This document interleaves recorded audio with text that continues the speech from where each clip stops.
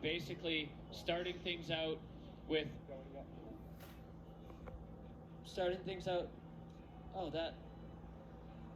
I'm sorry, total miscommunication there. So we are moving back up to our brand new wild card. He is our newly minted Freeride Junior World Champion, a Whistler Freeride Club member now, a current member of the club, and given the wild card onto the tour based on the retirement, the surprise retirement of Aymar Navarro. Marcus Gauguin in the start gate for the very first time in the Freeride World Tour.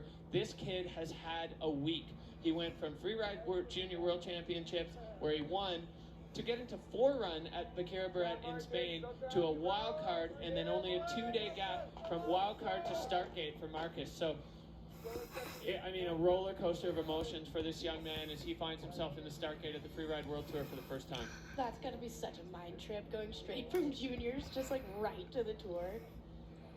How do you think he's handling the hit game, Derek? He's handling it really well. I mean, so far, more than anything, he's excited. I've worked with Marcus since he was 11 years old as his coach, and all he is feeling right now is just burning stoked. This is where he wants to be. This was his goal from pretty much day one. So to find himself in this start gate, effectively a year earlier than even his wildest dreams had set him up. The hope was go back, do the 4 stars, do the challengers, follow the path, and then, you know, being on site here really helped his chances, especially with this event moving so quickly. So Marcus Gauguin, 18 years old, won the Freeride Junior World Championships a week ago in Kappel, Austria, and now in the start gate for his very first drop-in on the Freeride World Tour. He had a spectacular run that went viral from the Junior Championships, and Marcus Gauguin is on course on the Freeride World Tour. With the wealth of freeride experience at such a young age, he's coming into the super techie section looking strong. A little redirection, shifty, and a perfect landing. That was a beautiful start to his first Freeride World Tour run. Yeah, taking this off the corner, hoping to lock in with some transition, and then moving around into this lower section, catching the corner of it with a huge 360, but just a little short and onto his side. That was a tough reception. Yeah, the angle's just not quite matching up. And the cork 7 right to his feet on that step up. So thermometer coming right back up. Marcus now just trying to get his goggles sorted out as he had a tough landing on that first one, but not letting him slow him down. A blind cork 7, that is exceptional form from Marcus, and another big air. Looking so comfortable. Really just trying to sort out his vision as he comes into this long one, laying out the backflip and connecting. Marcus Gauguin, well, it wasn't perfect, but it was spectacular. What an entrance for this kid on the Freeride World Tour. Safe to say he is right where he belongs. Yeah, it's like he had that fall and he's like, no, look what I can do though. Like, I promise I deserve to be here.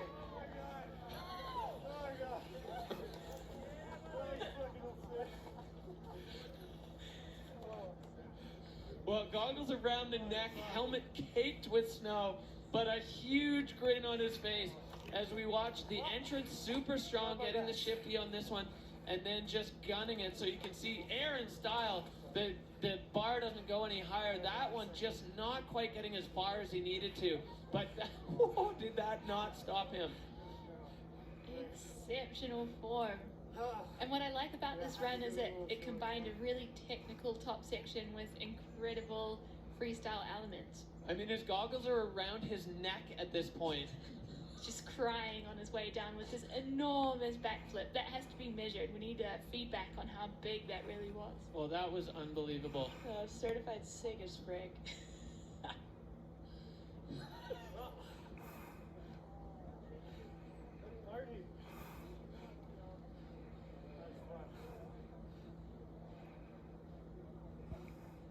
Well, we're picking our jaws up off the floor from Marcus Gauguin's run. This is going to be an interesting one for the judges, as it had everything. It had crashes. It had the drama of what's going on with his goggles. He just decided, nah.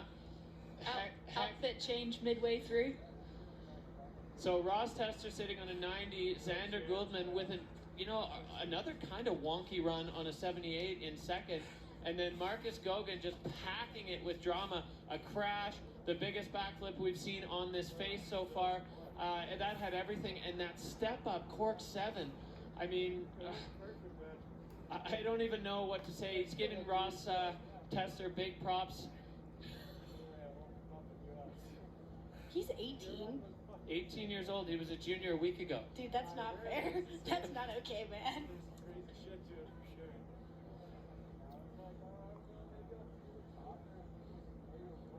All right, well, the judges are taking their time with this as they, I think the criteria, some of them are absolutely through the roof. Control, definitely a pretty significant dog, but let's take a look at this cork 7.